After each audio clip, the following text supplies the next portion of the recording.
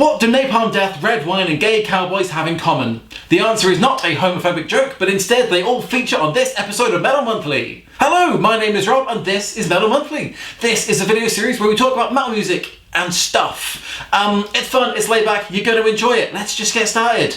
1 second. Ooh. I swear that's never happened to me before.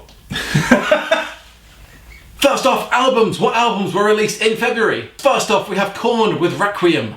I heard the single for this a few weeks ago and I really enjoyed it. As much as I liked their last album, The Nothing, which I believe was my top album of that year actually, I think the sound was moving more towards a Slipknot, heavy metal, fast kind of sound, whereas this was moving back towards like classic Korn sound, and that is entirely what Requiem is. It is classic Korn, it's everything. Oh, hello there.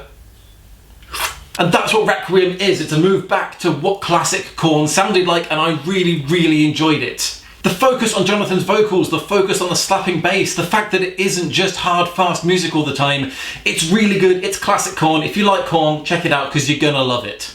Next up, Napalm Death, Resentment is Always Seismic, a final throw of throws. Great name. So first off, this is a mini album, which I swear is a phrase I've never heard before. So this album is about 30 minutes long, which is as long as Korn's Requiem, and that isn't called a mini album. What's up with that?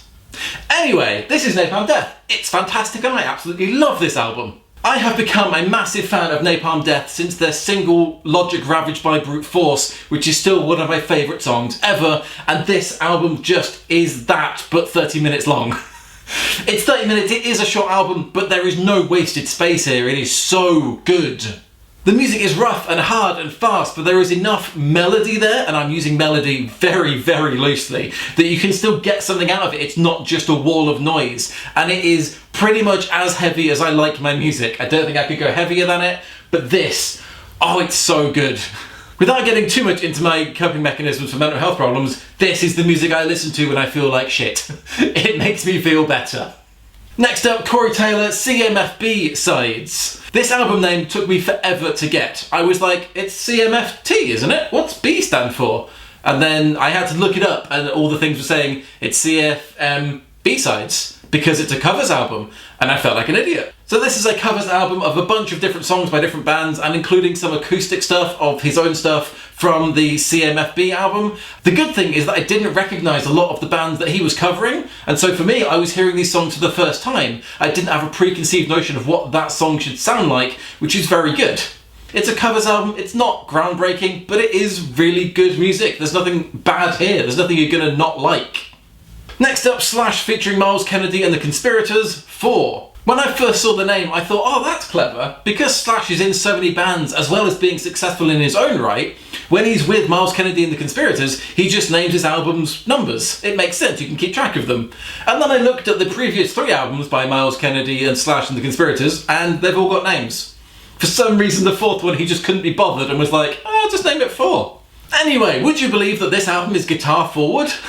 Shocking! It is a fantastic classic rock kind of album. The guitar solos are everywhere and they're all really good. Some of the songs are a little bit slower and you find yourself thinking, yeah, can we get back to the guitar solos? That's what I'm here for.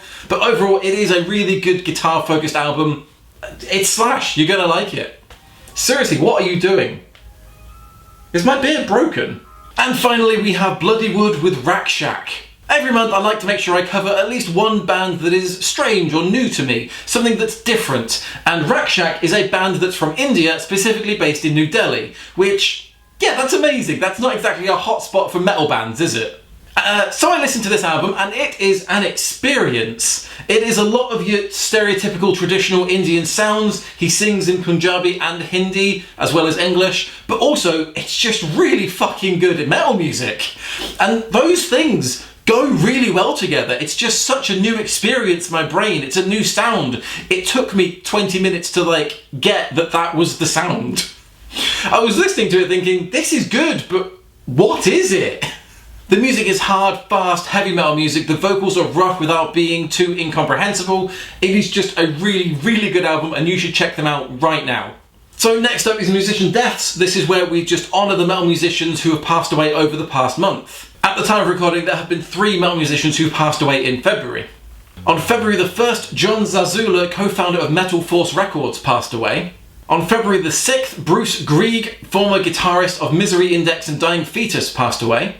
And on February the 10th, Roman Kostrowski, vocalist of Cat and Roman Kostrowski, passed away. So condolences to all of their families. And finally, we have the fun stories from February, which actually this time is a fun story, because I don't know if there were other fun stories that happened this month, but as soon as I started reading this, I thought I need to talk about this. Okay, so this story starts with the truckers protest in Canada, which is a weird place to start. And I don't know a whole lot about this whole thing. My understanding is that truckers were being forced to get the vaccine. They didn't want to do that, and so it's kind of become a protest of anti-vaxxers, and it's snowballed into this huge thing, and that basically Canada had to declare a state of emergency to start dealing with it. Okay, what's that got to do with metal music, I hear you ask? Well, we're getting to it. Be patient. Jesus. Kids today. So the anti-vax protesters have been using an app called Zello, which is a push-to-talk walkie-talkie style app. They've been using that to plan their movements. So a group of counter-protesters called the Ram Ranch Resistance, which the name will make sense in a minute, they were getting annoyed at just how big this thing was getting, how nothing was being done about it, and how it just kind of felt like the media was ignoring it. So the counter-protesters started entering the groups on this Zello app to get information about the protesters' movements, what they were going to do so that they could work out what to do about it. Then it turned into, well, let's try and clog up these apps with sounds that are going to distract them and basically create barriers so that the protesters can't plan. So this then led to the counter-protesters just going into the app, into all the groups of the protesters, pressing down the button to talk, and playing the song Ram Ranch by Grant MacDonald. So this song, if you don't know, is a metal song, but with some pretty explicit lyrics. 18 naked cowboys in the showers at Ram Ranch. Big herd throbbing cocks wanting to be sucked. 18 naked cowboys wanted to be f***ed. So the song by Grant MacDonald was originally created as a kind of protest against the homophobia within the country music scene in America. Now I'll admit, before today, I'd never really heard the song before, so I did a little bit of digging. So the song first went viral in 2016, and then someone suggested to him that he create a second version of it, like a sequel. Grant MacDonald wasn't too happy with that concept. He said, "At first I was like, that's like Pink Floyd putting out Dark Side of the Moon 2. But I figured if George Lucas can put out Star Wars 2, 3, 4, 5, 6 and 7, I can put out Ram Ranch 2. So he decided he was going to write Ram Ranch 2. Since then, he has written 541 versions of Ram Ranch. And if that isn't a fun story, I don't know what is. Okay, that's everything from me. Thank you so much for watching this far. If you did, my name is Rob. Follow me on social medias if you want. Otherwise, I will see you next month.